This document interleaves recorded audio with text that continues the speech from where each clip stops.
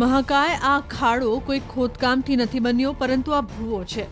ઘટના થાઈલેન્ડની રાજધાની બેંકોકની છે, જ્યાં બુધવારે સવારે રોડ પર જાણે કે પાતાળ ખુલી ગયું.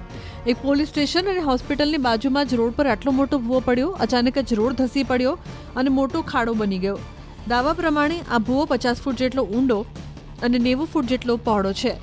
ખાડામાં 3 જેટલી કાર અને અનેક વીજળીના થાંભલા પડી ગયા, જેના કારણે આસપાસમાં અફરાતફરી મચી ગઈ. સલામતીના ભાગરૂપે આસપાસની ઇમારતોમાં રહેલા લોકોને સલામત સ્થળે ખસેડાયા. બેંકોકના ગવર્નર ચાડ સિટ્ટીપુંડે જણાવ્યું કે દુર્ઘટના ત્યારે બની જ્યારે ભૂગર્ભ મેટ્રો સ્ટેશનનું નિર્માણ કાર્ય ચાલી રહ્યું હતું, જેની ટનલ ધસી પડી અને રોડ આ રીતે ભૂવો બની ગયો. રોડની નીચેની પાઇપલાઇનો તૂટી જતા તેમાંથી પાણી નીકળ્યું, જેણે સ્થિતિ વધારે ખરાબ કરી નાખી. દુર્ઘટના ખૂબ જ ખતરનાક છે, કારણ કે આખો રોડ જ ખાડો બની ગયો છે.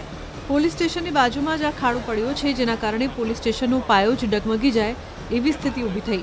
વજીરા હોસ્પિટલમાં પણ કેટલીક સેવાઓ 2 દિવસ માટે બંધ કરી દેવાઈ છે. જો કે હોસ્પિટલમાં દાખલ થયેલા દર્દીઓ સંપૂર્ણ સુરક્ષિત હોવાનું જણાવાઈ રહ્યું છે, જ્યારે પોલીસ સ્ટેશનને ડેન્જર ઝોન જાહેર કરી દેવાયો છે. આપત્તિ વ્યવસ્થાપન વિભાગના ડાયરેક્ટરે કહ્યું કે સતત વરસાદ અને પાણીની પાઇપ લીકેજ થવું દુર્ઘટનાનું મુખ્ય કારણ હોઈ શકે, જેના કારણે માટી ધસીને નિર્માણધીન સબવે સ્ટેશન પર ઉતરી ગઈ અને જમીન બેસી ગઈ.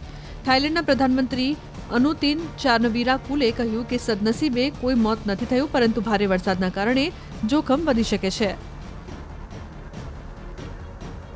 બેંકોકના મધ્યમાં સતત ધમધમતા આ રોડ પર અચાનક 50 ફૂટ ઊંડો ખાડો પડી જતા લોકોમાં અફરાતફરી મચી ગઈ. ખાડો એટલો મોટો હતો કે રોડ પરથી પસાર થતી ગાડીઓ તેમાં ખાબકવા લાગી અને વીજળીના થાંભલા તેમાં સમાઈ ગયા. આ ઘટના બુધવારે સવારે લગભગ 7 વાગે બની, જ્યારે બેંકોકની એક હોસ્પિટલ નજીક ભૂવો પડતા રસ્તો તેમાં સમાઈ ગયો.